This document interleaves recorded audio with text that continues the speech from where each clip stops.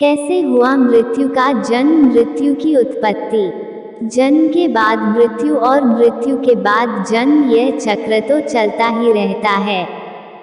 मृत्यु एक कटु सत्य है जिसे कोई नहीं ठुकरा सकता है। जो भी इस संसार में आया है उसे एक न एक दिन जाना ही है। जिसने जन्म लिया है उसे एक न एक दिन मृत्यु में समा जाना ही है। लेकिन क्या कभी आपने सोचा है कि हर इंसान की मृत्यु होना क्यों अनिवार्य है? यह तो आप जानते ही है कि परमपिता ब्रह्मा जी ने ही इस पृथ्वी की रचना की है। ब्रह्मा जी ने सृष्टि की रचना के कई करोड़ों साल बाद यह देखा कि पृथ्वी पर जीवन का बोझ बढ़ता चला जा रहा है।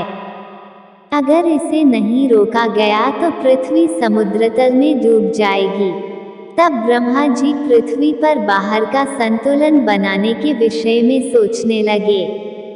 बहुत अधिक सोचने के बाद ब्रह्मा जी को जब कोई उपाय नहीं सूझा तो उन्हें बेहद क्रोध आ गया, जिसके कारण एक अग्नि प्रकट हुई और ब्रह्मा जी ने उस अग्नि को समस्त संसार को जलाने का आदेश दिया।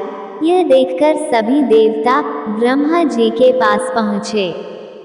तब ब्रह्मा जी ने उत्तर दिया कि देवी पृथ्वी जगत के वजन से चिंतित हो रही थी। उनकी इस पीड़ा ने ही मुझे प्राणियों के विनाश के लिए प्रेरित किया है।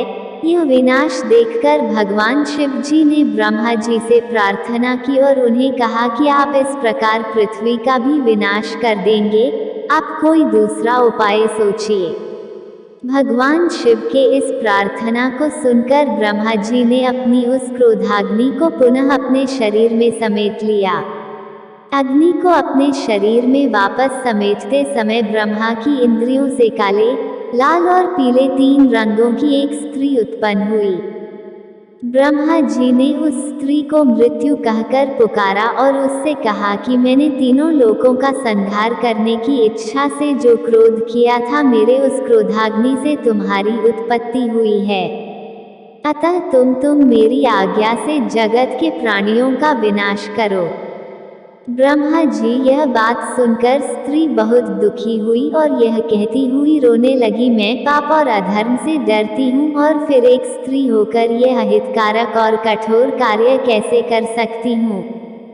रोती हुई स्त्री की आंखों से जो आंसू टपक पड़े उन्हें ब्रह्मा जी ने अपनी हथेली में ले लिया।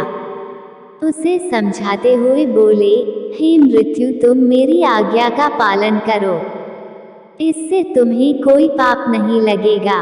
मैंने जो तुम्हारे आंखों से निकले आंसुओं के जिन बूंदों को अपनी हथेली में ले लिया है, वो व्याधियां बनकर उन प्राणियों का विनाश करेगी और उसके पश्चात तुम उन प्राणियों के प्राणों को हर लेना। इससे तुम्हें अधर्म नहीं, धर्म की प्राप्ति होगी और सनातन धर्म तुम्हें सदा ही पवित्र बनाए रखेगा। ब्रह्मा जी की यह बात सुनकर मृत्यु ने उनका यह आदेश स्वीकार कर लिया। तभी से इस जगत के सभी प्राणियों मृत्यु को प्राप्त होने लगे।